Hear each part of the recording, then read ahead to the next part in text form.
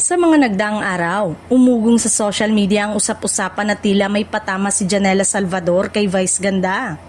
Kasunod ng pahayag ng Unkabaugable Star sa It's Showtime tungkol sa mga guest na nagpo-promote ng project ngunit kulang umano sa energy at pakikibagay sa noontime show.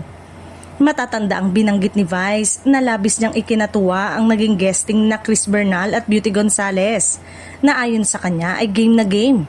Masayahin at marunong makisabay sa kasiyahan ng programa. Ikinumpara pa niya ito sa ibang mga guest na kapag nagpo-promote ay tila nahihiya.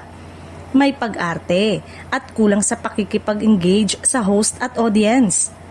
Dahil sa naturang pahayag, maraming netizen ang nagturo sa pangalan ni Janela Salvador na kamakailan lamang ay nag-guest sa It's Showtime upang mag-promote ng kanyang album. Naalala ng publiko na hindi siya nakapag-perform ng live dahil umano sa pagiging paos ng kanyang boses noong araw na yon. Hindi man siya direktang pinangalanan, naging mitsa ito ng mga malawak na espekulasyong online, lalo na nang mapansin ng netizen ang isang cryptic post ni Janela sa kanyang social media account na nagsasabing pasahalata. Agad itong iniugnay ng marami sa naging pahayag ni Vice noong sa noontime show. Dahil dito, lumakas ang paniniwala ng ilang netizen na ang naturang post ay isang dituwirang sagot o patama sa mga komentong binitawan ni Vice Ganda. Bagamat walang tahasang binanggit na pangalan o direktang issue si Janela sa kanyang post.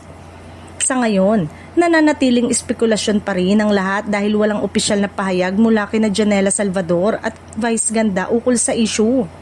Gayunpaman, patuloy pa ring pinag-uusapan ng netizen ang umano'y sagutan ng patama na mabilis na naging viral sa social media at entertainment circles.